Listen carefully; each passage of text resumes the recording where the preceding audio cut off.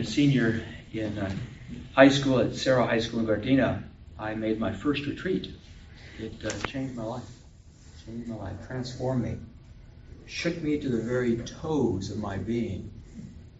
And for that reason, I decided I want to be a part of that. So I began giving retreats at the age of 19, haven't stopped. All different types of retreats. A retreat is an opportunity for us to set aside a time. Think of it as a time and space sanctuary where we truly wait for the experience and the presence of God to speak to us.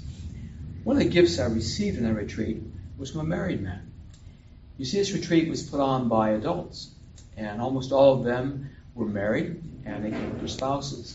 And as they introduced themselves, I happened to notice that one man didn't have a wife until he introduced himself.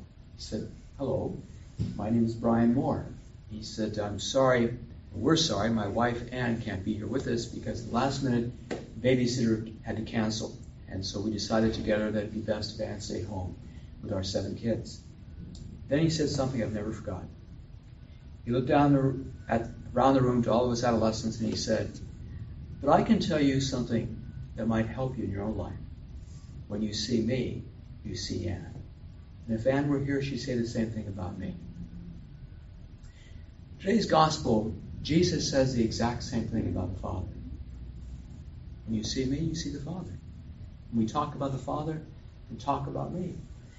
This is something we often don't really look at very deeply. But ideally, every single one of us must say that. When you see me, you see Jesus. When you see me, you experience God's love, forgiveness, healing, blessing, presence.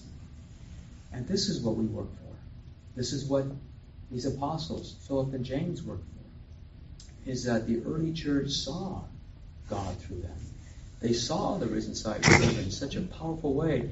The church has affirmed that and canonized that experience.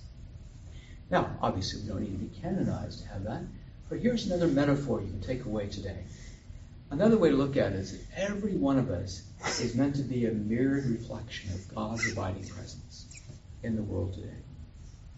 That we are, even our difficult moods and shortcomings and tribulations, we are to be positive experiences of being human.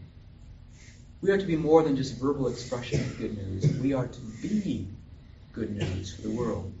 The world that is hurting so much. The world that is so infatuated with bad news. We are to be a whole another gift. A mirrored presence of the divine. To accept this divinity not only in ourselves, but to see and call it forth in each other. That's the task that the risen Savior has given us.